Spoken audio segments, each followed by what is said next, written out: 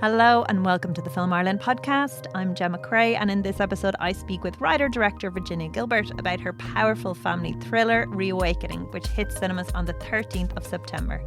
So have a listen back to the trailer here. Well, I know her now.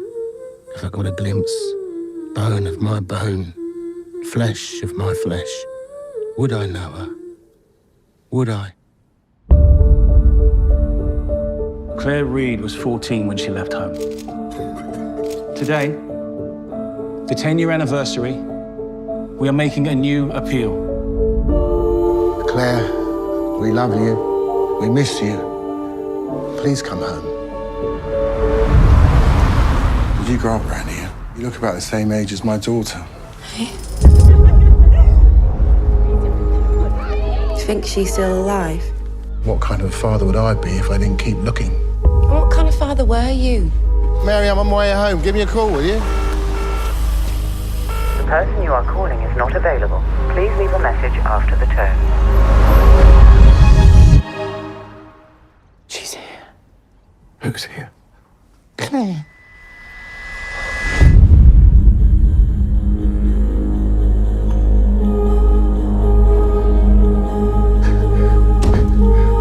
She's come back to us. So many questions. What do you want? Only to explain. We mustn't press her. We must not push her. What do we do for your 9th birthday? John. I don't remember. Don't remember. 10 years, Mary. 10 years. Dad, help me. That could be much.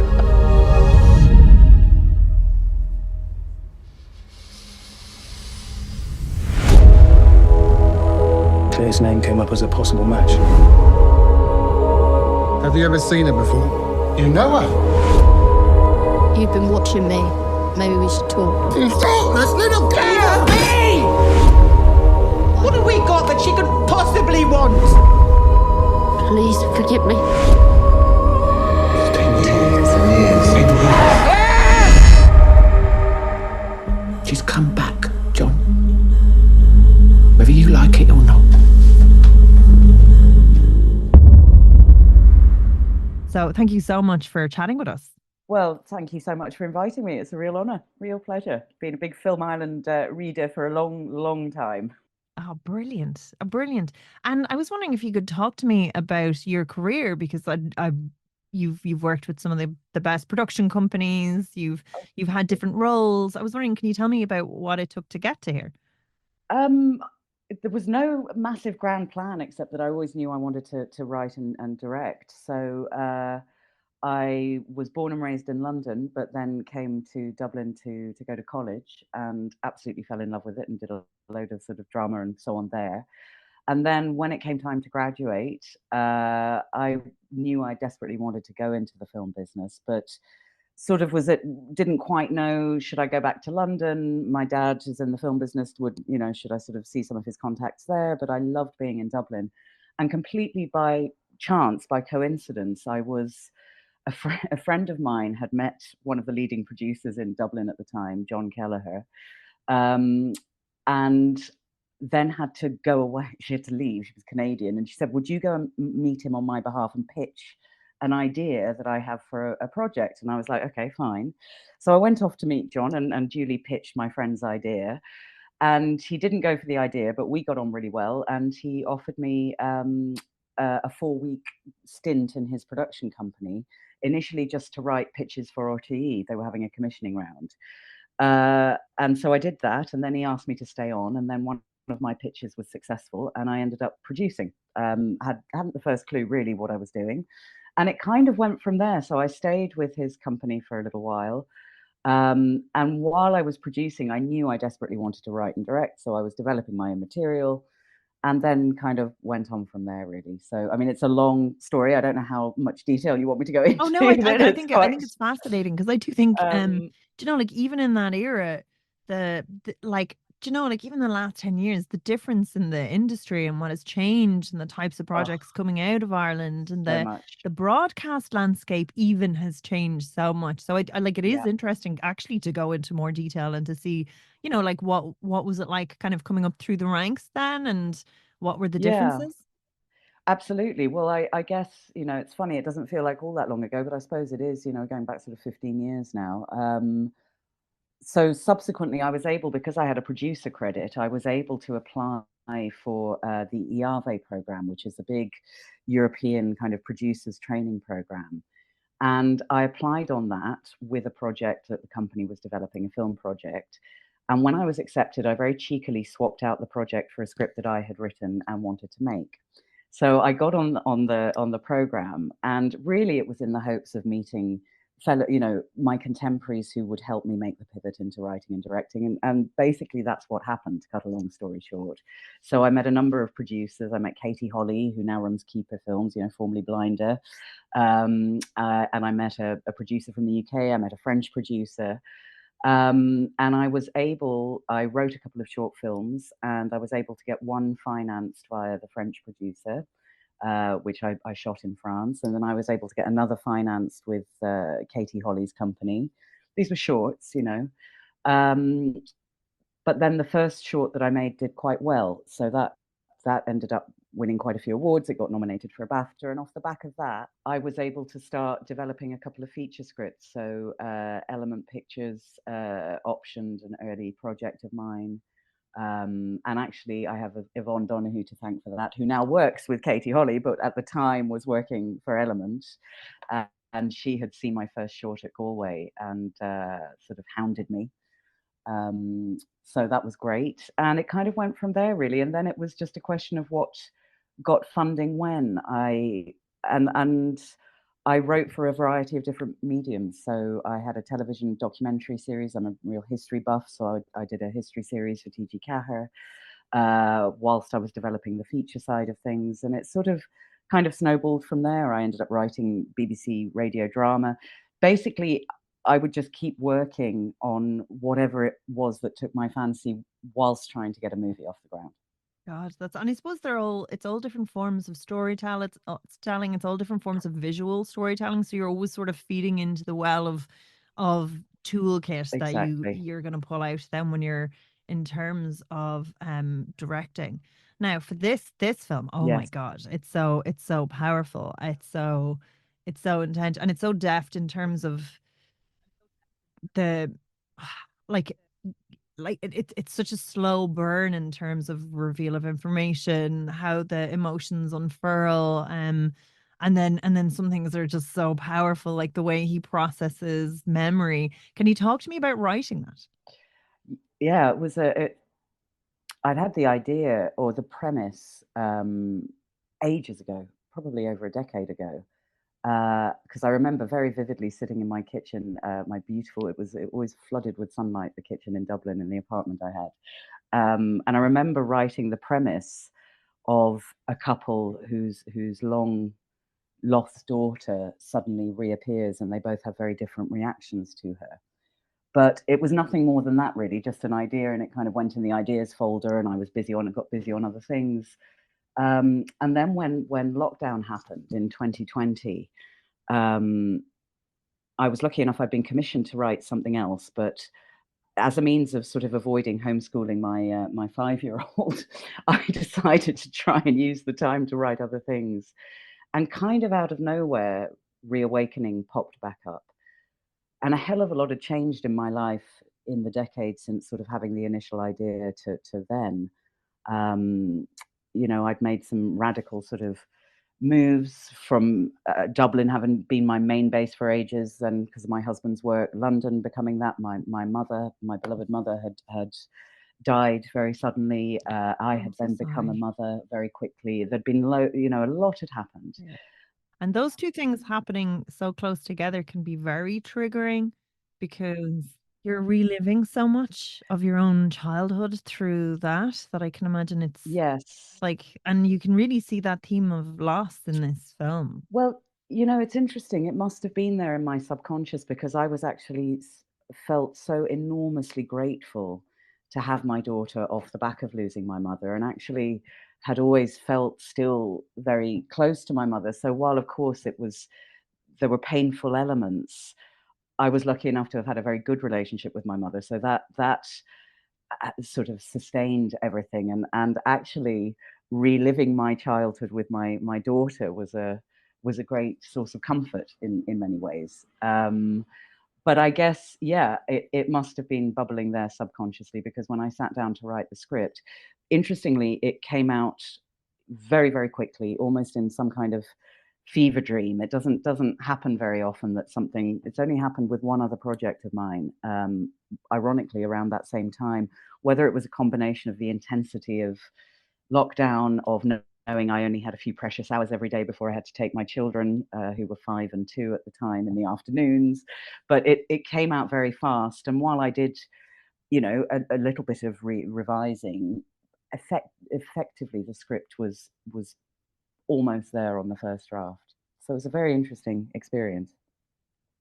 Yeah, because you feel that, I think. And one of the moments that I like, it was the bit that really caught me, was him remembering his daughter. Oh, Like that thank was the you. bit that I was Yeah, like, and that visual intensity of it. And I was like, oh, I'll get. But I was yeah. like, but you can feel it, like it's so visceral there. So my thing is like, Thank you. there must be a truthfulness. Like, was there catharsis in writing it, or was it like a processing of what you were feeling? Not overtly, no, possibly subconsciously. I think the entire process, the whole journey of making the film has been one of sort of um, peeling back the layers and discovering more and more. But as I say, it was sort of written from quite an instinctive and almost beyond my control kind of place. As I say, it was a very unusual experience. A lot of other projects, you know, there will be quite a lot of instinctive momentum, but then there is an awful lot of sort of crafting, I have found, around that. Whereas with this one, it came out more or less fully formed, and then there was some sort of polishing around the edges. But I didn't find it painful. No, I found it very beautiful and very exploratory, the process, I suppose, because I guess one of the biggest sort of underlying themes of the film is an exploration of people's responses to grief, and that there is no sort of right or wrong response, and everybody handles it differently. I'm very delighted you pick up on, or that the way we designed the memories moves you, because that was something that I had to think an awful lot about. I think trying to capture the feeling of a memory on film is one of the hardest things to do. We've got lots of sort of visual cliches of how to render memory and flashbacks cinematically. You know, you can put a sort of sepia tint on things or so on, but actually to try and create that visceral feeling and try and recreate what a memory actually feels like in your mind, which is often a flash or a glimpse and a feeling more than a sort of a linear event, was something that I was hoping to try and achieve in the film. Yeah, it's very beautiful. Like it is. It's one of those things that when you're feeling it. I mean, the performances are so good, and I really want to Oh, get into like your dealing of themes as well and how you workshop that. But when yeah. you're like, it's something like it just gets you. Like I was just Thank you. gotten by that, because it's so true. It is like you're carrying the weight of a lifetime, and you learn to move on, but yet like in that beat, like you're kind of the intensity of it, you're reliving those moments, and it just worked so beautifully, those scenes cut together, and like Oh, that, thank the you. like again, the focus of it, and the how that all interacts with how the performances are on screen. It's lovely. Thank you. Well, I think one of the big things, something that I did draw on enormously from my own experience of loss, was that sense, and it was a reference that I gave to all the actors, of that sense of, that painting by Bruegel of Icarus falling from the sky in the background, and in the foreground the rest of the world is going on and doesn't notice this great tragedy. And I remember feeling that very, very powerfully in the early weeks and months of having lost my mother, that it would baffle me. I'd go out into the street, and how was it possible that everybody else was sort of carrying on and had no idea that the world had changed utterly as far as I was concerned, the landscape of that life. And I think that that sort of that experience was something I wanted to try and convey a little bit, that, whatever's that inner sense of the landscape of your life has completely upended forever, you know. And I think what's beautiful is the complexities of grief and how it is explored through different characters in different ways. Um, but I do think that child relationship, that was the one, because it is like you do relive your life when you're going through it and remember things. And, as you are the aged your kids are, you start to process a whole bunch of things differently and Yes, understand things in a way that you've never understood before. So absolutely. watching that relationship playing back was beautiful. But I do think, like, the anger and that complex layering of grief. I loved that as well, and how that was handled, and sort of almost like the politics of it, where certain people are so like overly nice, and like maybe that's not always what you need as well, Mm, and when someone's kind of like simmering with that rage because it is so unfair, and I think that's mm, something that's caught beautifully in the writing. So how mm. you were saying this kind of came out fully formed? Did you More or less. dig down into drafts of that? Like, Not massively. I did a couple of drafts, but it was mainly, the drafts were mainly kind of tweaking story points, really, I suppose, rather than Yeah. sort of big character rewrites or so on. And it was, you know, it's funny, when I was pitching the film, I was always pitching it as basically it's a study of grief masquerading as a psychological thriller. So while you can't separate the two, because the hook of the story and the fact that it is a thriller to an extent, that it is a mystery, there is an is she, isn't she engine to the film, which is actually really important, because off the back of that comes all these drama is action and behavior, so the characters have to behave. It can't just be a static sort of, you got to have a story. So the refining, any reworking, was to do with story points. And one thing that was really important to me was making sure that this was absolutely, completely plausible. So the question that I kept asking myself when I was rewriting was, well, what would I do in this situation?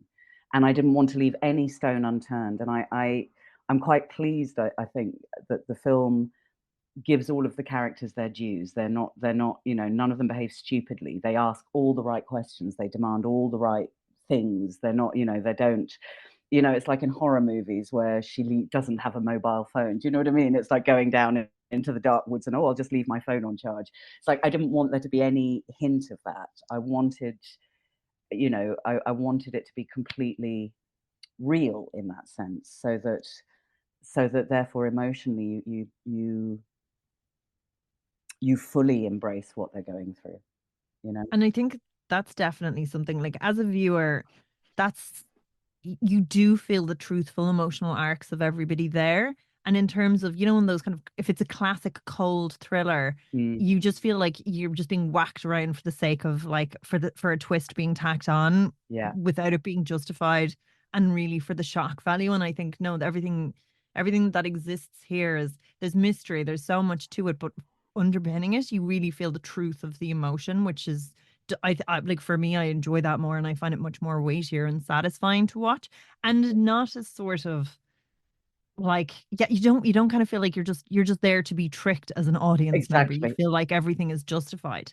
I think it's that. I mean, I think while of course there is an element of manipulation, because that's what we do. We're designing a story to set up expectations and hopefully subvert them. So yes, there's elements of that. But what I like about how this ended up being was that every plot twist inherently comes out of character and then has a big knock-on effect on the character. So nothing is contrived, or at least doesn't feel contrived, I hope, you know. No, and it makes it fresher. Like, it is, like, there, it kind of, and more satisfying to watch, that you're, like, I mean, the depth of it is there, but like, you're not leaving going, ugh. Yeah, that You was the know, big thing I wanted to avoid yeah, audiences you're like, react. okay, there's like a real sort of journey that you go on, that is that is Mm, that it like that is satisfying to watch. And good. do you feel like, okay, in terms of the type of stories that you're drawn to, this would always have been like would sit within the themes of what you like to work within? Do you feel your career writing for television and documentary have kind of like led to this as well, or fed into it? Very much so. I suppose it's curious, isn't it? Because you kind of, I can only, and it's what I tell my own kids, is just follow your pleasure and follow your curiosity. And so while on the surface it may look as though I've kind of gone in lots of different directions, I do feel there's a coherence to all of it, because ultimately, not to sound really ridiculously pretentious about it, but ultimately I'm just fascinated by the way human beings behave. It's the study of who we are and what we are. So whether that's in the context of a 3-part series covering 300 years worth of sort of social history, um, always there are going to be individual stories within that reflect broader themes. I think the idea of how do we cope with the great crises and tragedies of life is the question of life, and is the question of drama. I mean, just as you only discover your own character under enormous stress and discover what you're made of, I guess if there's a theme to any of my work, I suppose it's an exploration of that, really. And it's so beautifully written. It's so lovely. Um, Now going into production and post production. Yeah. So was this something you got development to write? Was it something you were commissioned to do under a slate? Was this something that No. you had fully formed and then went and got the money for it? That's what it was. Yes. So I wrote this and then went out and raised the money for it. So I've produced on this one as well, co-produced with my producing partner, Barry Castanola.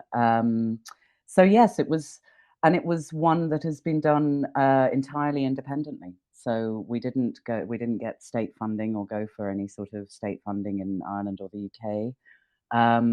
We had an American production company finance this. At one point, we were going to take a little bit of money from a UK company, but we went with the American route entirely.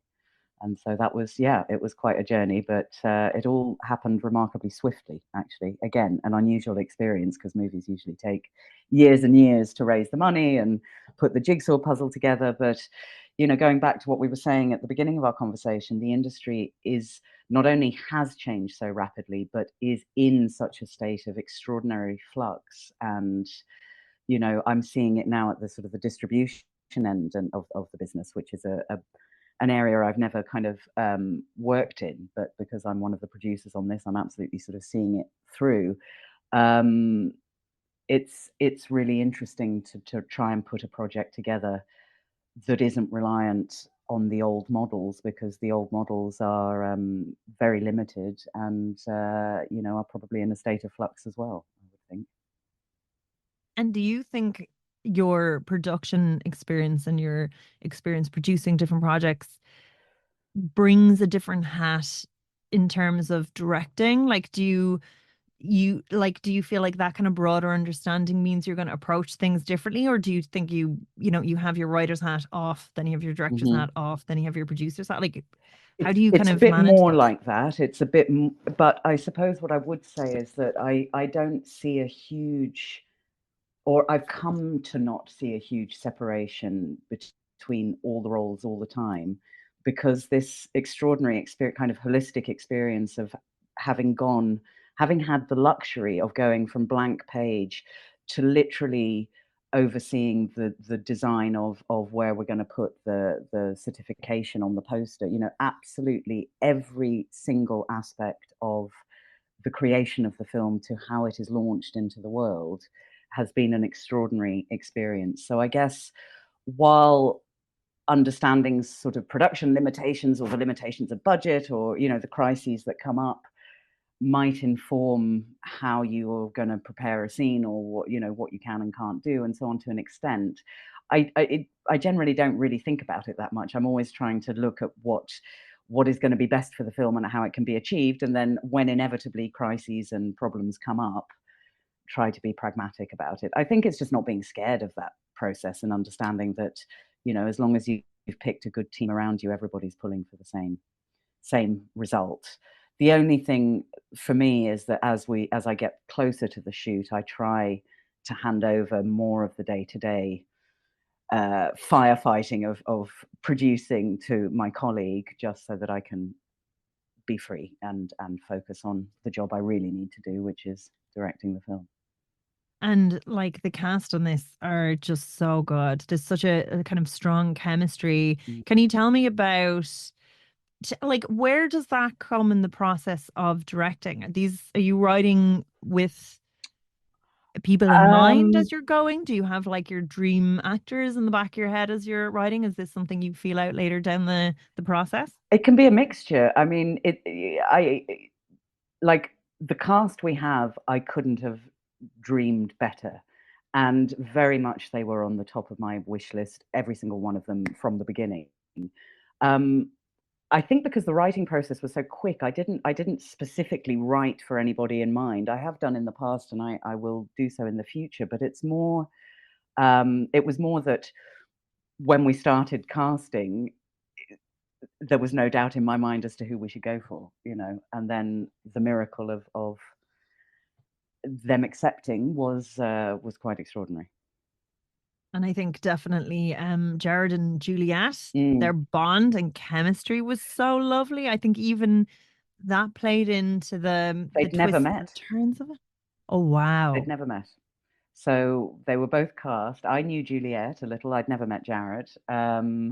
Jared was in the middle of filming Foundation, just as the run-up. Juliet was in France. I managed to get all three of them. Erin was around, so I'd met Erin on a few occasions for coffee, which was fantastic. I managed to get all three actors on a Zoom a couple of weeks out from shooting, just to say hello, really. Then we had one sort of day, the day before we started shooting, where I got the three of them together and we could just sort of talk backstory. Juliet and Jared had a drink in the pub with me one evening, and that was it. And then they were straight into filming. Oh my God. Yeah. Now, obviously, I would have individual conversations with them where I could, you know, we were all I was in touch with them individually, but the three of them together had no more than 4 hours before shooting started. Wow. And I must say, like, I mean, this is very much so, I think, Jared's story the most as the lead, and like the vulnerability and range he just runs through in the remit of this film is just so powerful. Like, are these all like things that you guys work out? Does he just show up and kind of go, "This is where I'm going today"? Like, so how do you find this? Well, we with actors of that unbelievable caliber, I mean, the amount of preparation they do themselves, it's when we get together, you know, in those sort of in that day we had beforehand, it was never about rehearsing specific scenes. It's not like you need to get up and do it with them. But we did have a lot of discussion about everything, about what does this, everything from what the philosophical side of this kind of experience to who does the shop at Tesco's to, you know, so that's a huge joy, because I think what you're doing together is excavating the depths of these people and the humanity of them, the reality of them, you know, because and building up a sort of a shared backstory that everybody can draw on as you're going through. On set, one of the greatest joys was that we would kick everybody off the set first thing in the morning, and I would bring just myself and my DOP, whom they all the actors trusted and admired, and I would give an hour to getting a particular scene on its legs. It didn't always need an hour, but they craved it, the actors. I think a lot of actors will say that their experience of doing, you know, television or even very big budget movies is that oftentimes it can be quite a technical exercise for them, and there isn't a lot of space given to play. And we allowed ourselves to play quite a lot. And I think that combination of preparation and spontaneity, which is the art of great acting, they want the preparation too. They crave it. They crave the discussion. They crave the playfulness. And then the show. Then you don't need more than 3 takes normally. You know. Wow. So that was a great joy. That was my favorite part of the shooting day. Just get in there and talk and get it going and play. That's very interesting, because I mean, again, There's so much ambiguity throughout so much of this film. Good. Yeah, it's great. Like it's lovely to watch. It's that mystery is there, but there's the depth underneath it, and you're not sure what you're watching. So in terms of like, so you weren't tempted to like go and get like a bunch of takes. So you're like, oh, you know, in the edit, maybe it would be better. You were just like, no, this is the kind of solid line the way through. I can fully see this cut together in my head. It's a mixture. I mean, obviously, I had, you know, had done all of my preparation of them, and you know, knew how I was going to shoot scenes every time we came on set, and had lengthy discussions about it. And it's really interesting. I think, you know, I spend ages preparing. It's not just what you do in prep. So I think we shot in July, and I would have begun my own real full-time preparation from January, so that by the time I'm having conversations with actors or with HODs, there shouldn't really be a detail that I'm not completely familiar with, that I have a really holistic sense of the film, of what each nuance and emphasis means, so that I am enabled to play, and that they are enabled to surprise me and surprise their fellow actor, and then I can calibrate what is still serving the through line of the story and what is maybe going in a slightly different direction. But what was amazing about this was that everybody was very much on the same kind of wavelength, I think. And we, you know, where there were minor disagreements or different senses of things, there was still enough scope to try something, but also try another way and, you know, serve the story. So, yeah, it was very collaborative that way. Fabulous. And like, I mean, there is such, I think you are just brought on such a journey as it goes through that you're wondering about, you know, how, and there's such kind of depth and vulnerability. In terms of editing, did anything change, or like when you go back on it, like, like, did you have everything on the shoot? Did you have to go back and get pickups? No. Did the pacing change, or how long was the process? Well, as a very low budget film, not as long as one would like, but long enough. We managed to stretch it out. I mean, it was a pretty standard. I think I probably had about 14 weeks in the offline in the end.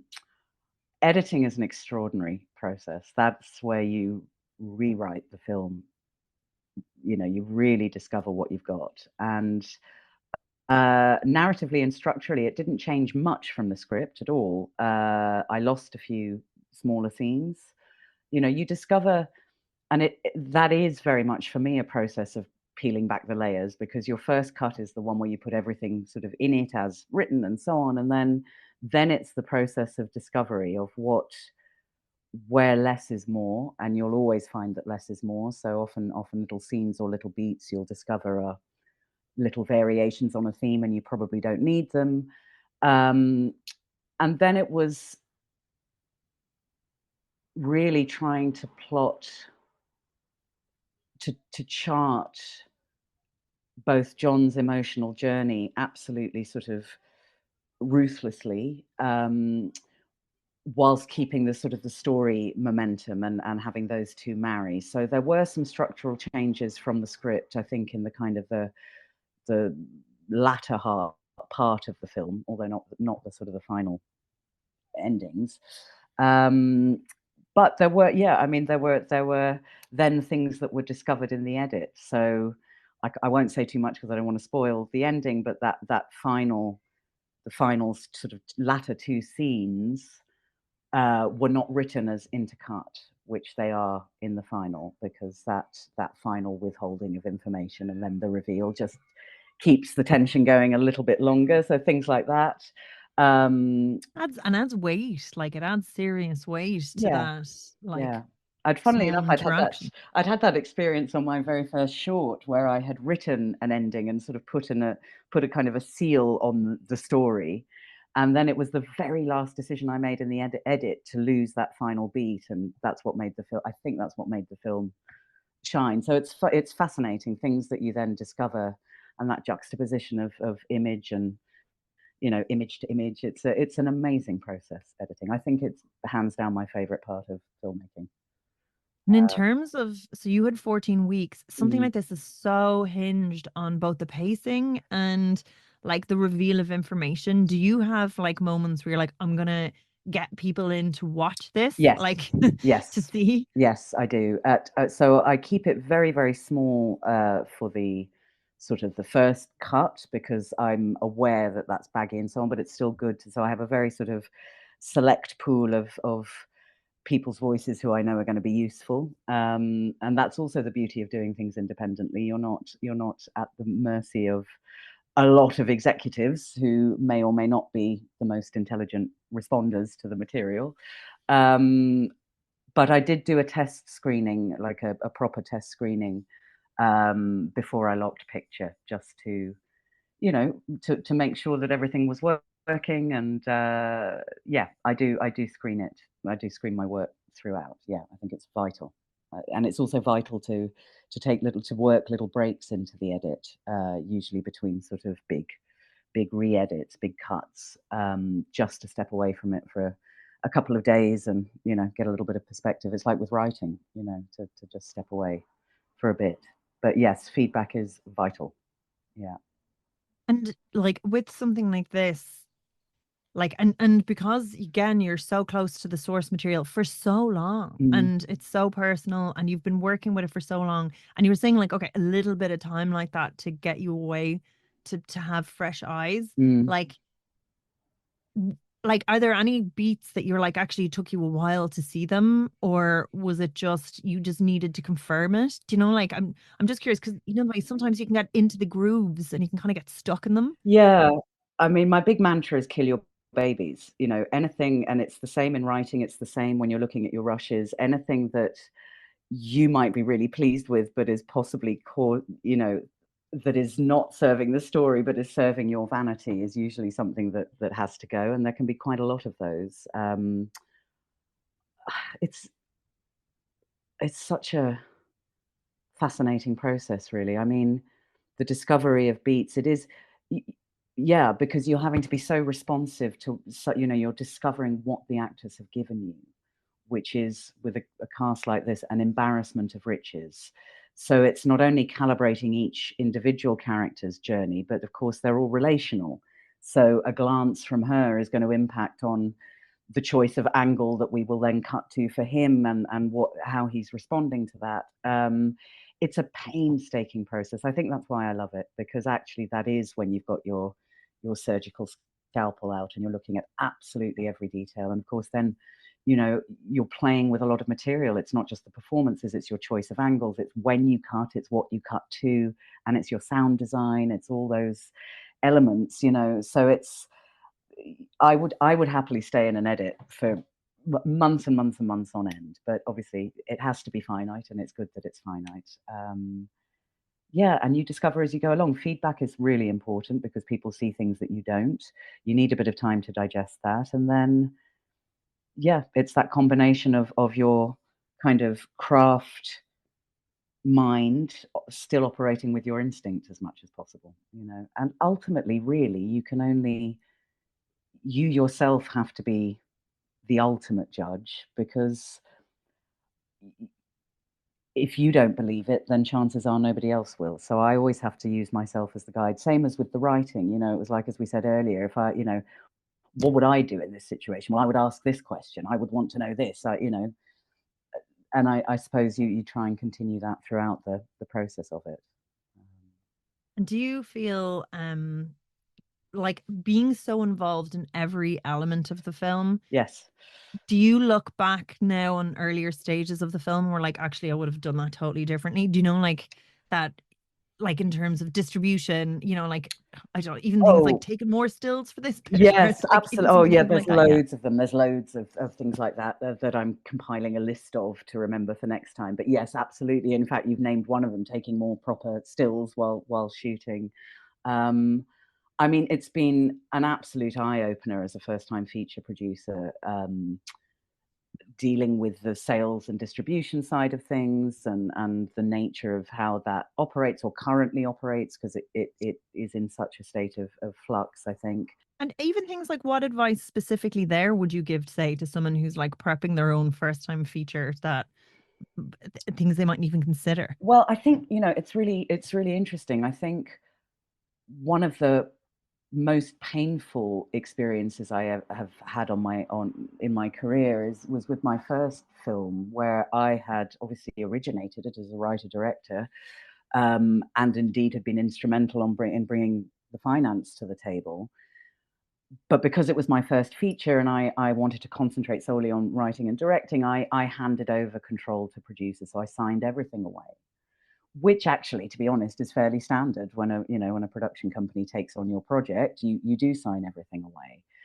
But that resulted, that had, in the end, quite a catastrophic result. And I suppose, while I, as a producer, have no desire to tar all producers with a terrible brush, I think what's really, really hard when you're a writer-director is ceding control, and that normally means ceding final cut to the authority of the production company that's taken you on. Now, 99% of the time you're working with fantastic people who are not there to take your movie away from you and so on. But I guess moving forward for me, this has been a really unique experience where I have retained artistic and creative control from start to finish. And once tasted, you don't want to give that up. But I guess it's figuring out, who your collaborators are. Because if people don't see the project, like if people don't get it properly, like if they get it on this level, but they don't, okay, so if someone's like, oh yeah, thriller, like more twists, instead of actually, no, let's get the ones that are there really justified, and and it's an and really emotional arc, powerful.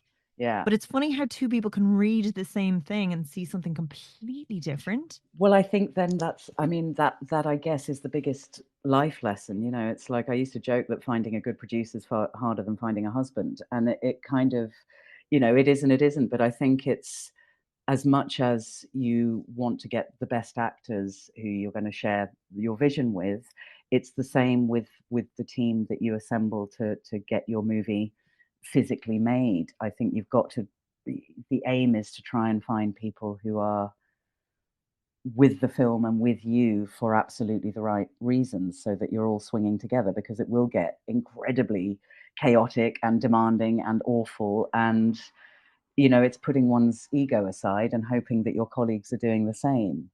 So that, it's the impossible question. It's finding the right collaborators, and that's just a journey every single time. Yeah, it's tricky. And then look, it's the business is its own beast, but it's not kind of rocket science. I think that's something that my colleague Barry and I were always saying to one another, because we'd never produced a feature before. But actually, if you're relatively smart, and if you do a bit of research and reading and ask other incredibly smart, experienced people, milk your colleagues, your industry colleagues, for all they're worth. And most people are incredibly generous with their time and incredibly willing to give advice. But you realize there is no one right way to do things. Any problem you're encountering is either a problem many people have encountered, or might be a new problem, because each time, each project is unique. But there will be people who can advise and help and so on. I think looking back, it's having confidence, not naive and misplaced confidence, but also, milking everybody for information as much as possible. Because I think that's why all these film books and stories of filmmakers exist, because each project is a unique process, but there are overlaps and similarities along the way, Definitely. And in terms of, okay, so you got to this screened in DIF. Yes, we earlier were this delighted year. to screen it in DIF. Yes, I really had wanted to take it to Dublin. It's such a great festival, and Gráinne Humphreys is a legend. And it seemed very right. I think, obviously the connection for Jared and his father, but also because, I consider myself an honorary Irish filmmaker, having lived most of my adult life there, and my children have their Irish passports. So I'd like to hear. Yeah, absolutely. Yeah, it meant an awful lot. And also because I think the festival itself has such a reputation as a, focusing on real quality, a real breadth of storytelling. And I firmly believe and hope this will be borne out that Ireland is going to prove to be a good audience for the film. I hope the film will go down well in Ireland, because it is very much a universal story. But it's such a cinema loving population in Ireland. The Brits are too, to an extent, but not to quite the same extent. And I think the embrace of, it's been phenomenal looking at the embrace of films like The Quiet Girl and That They May Face the Rising Sun. And there is a hunger, I think, for genuinely meaty, complex human stories. I think there's a hunger for it in England too, but it's a messier landscape here, and the English market. It's so interesting talking to a lot of my colleagues even in Ireland, because obviously our two nations are always making movies to show in these two territories. All I hear from all my colleagues is England is the toughest market, and I think that's right.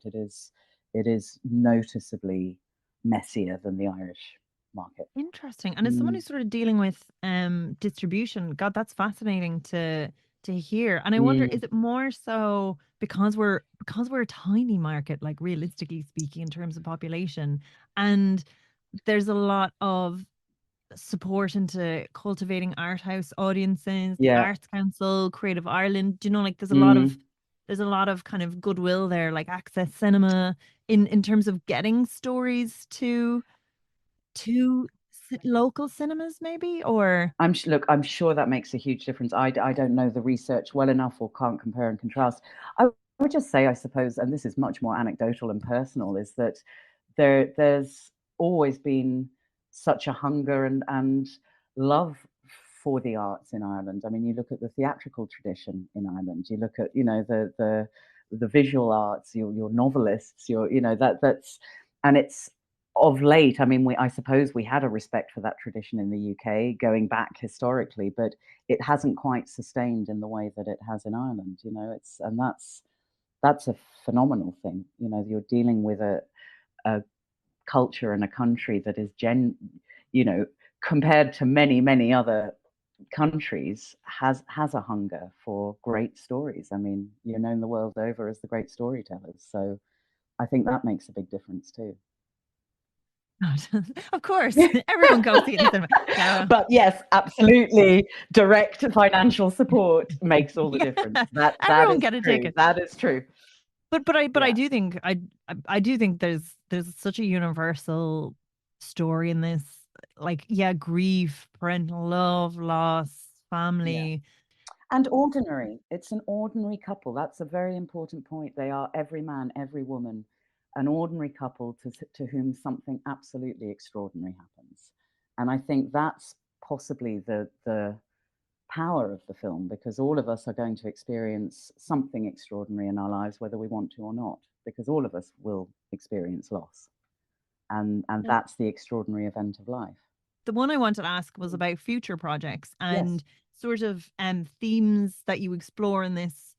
Is there different ways that you would like to go about exploring them? Is there different formats? Do you feel very much so like this box is ticked? Like, what's next on your slate, basically? It's really interesting you say that, because I was reflecting on this with a friend the other day, that it's only in relatively recent times that directors have been pigeonholed into genres, so that you're a horror director, or you're a comedy director, or you're a drama director. Because when you look back, the careers of directors that I admire, looking back at, I don't know, people like Alan J. Pakula or John Schlesinger, these extraordinary talents, or Sidney Lumet, for example, if you were known as a good director and a good storyteller, it didn't matter what genre you would do. So they turned their hand to everything from, thrillers to family dramas to horror to so on. So I would like to see myself in that model. So I've got two projects that I'm lining up. One that is another sort of hothouse psychological thriller, but I think a really fascinating and very, very twisty-turny piece that is likely we're going to try and shoot next year. And the other is a horror. So it's But again, it's got very sort of meaty subject matter, and I've got a terrific team assembled on that. So we'll And see. Yeah, horror in itself is a broad very broad. scope. So like haunted house. Oh, everything from from Rosemary's Baby to you name it, to Saw, everything. It's a very, very broad category. So yeah. But what's yours? What's yours in? Well, it's quite Elevated horror, obviously. it's elevated horror because there's a genuine theme, but it's I suppose you would call it body horror. So it's quite out there. Yeah. What would I call it? Repulsion meets Dead Ringers, I suppose. Oh, lovely. Yeah. It's going to be fun. Yeah. Oh my God, you're gonna have Yeah. all that. Because this is it. I think when you're a parent, you become so squeamish. Yeah, suddenly enough, well, you lose all your dignity forever, which is great. So I've lost all my vanity and dignity. But yeah, in terms of fluids and things like that.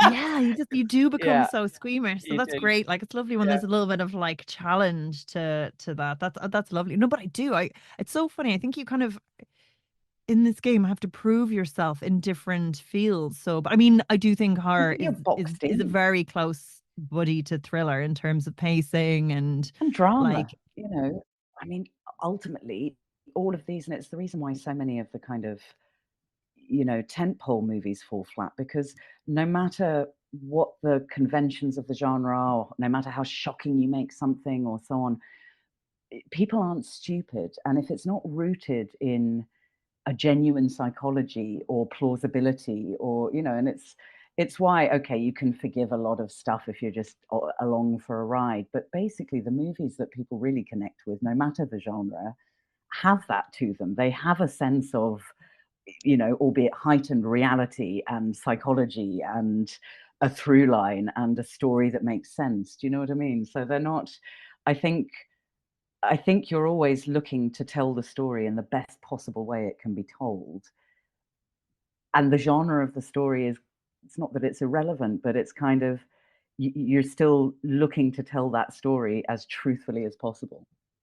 And do you find in your writing that there's a lot of you and your observed world in it? Like even a project, I mean, to get that invested in a project and be around it for so long, there has to be some solid connection there. I'm just like, how do you dig into that? Yes, that's the voyage of discovery when I'm preparing as a director. I mean, yeah, I mean, it's never directly autobiographical or biographical, though of course I'm drawing on my own observations and experiences, and occasionally, even in dialogue, we'll use expressions or phrases if they're suitable that I don't know, a part of the family dynamic or whatever. It's always about it's always thematic, I suppose. That's got to be enough to sustain. It's got to sustain you over years and years. So the projects that are coming to fruition now, one of them is fairly new, but one of them, I've been nurturing for years and years and years, and that story, that desire to tell that story is never gone. I guess it's, it's the meat of it, really. Is this a theme that I am hungry to explore, and that is going to merit 3, 5, 10 years of my life, and not every project is, for sure, and not every idea is. It's why I have an ideas drawer filled with things that maybe captured my attention for a little while, but actually ultimately aren't enough to interest me for the amount of time it would take to get them done. I think that's it as a creative, like what are you drawn to and what you want to say is so important. Yeah. And with Awakening, like if you were to kind of boil it down to the coreness of what you'd want someone to take away, what would it be? Love. It's the great sort of existential paradox, isn't it? That life throws complete tragedy and chaos at us. But there is somehow, I think, we have an innate duty to honor life. And the way that you honor life is by loving. Beautiful. Oh, thank you. Well said. It's why, for me, ultimately, although it's a very, it deals with incredibly painful themes, it's ultimately for me quite a hopeful film in its own way. It is actually that is one of the things that I think that's why you don't feel that, even though on paper it does feel like you should walk away from it feeling heavy and weighted. You don't. Like it is very restorative. Glad for that. I'm very grateful you say that, because actually, you know, that was talking about personal experience. I think that was the biggest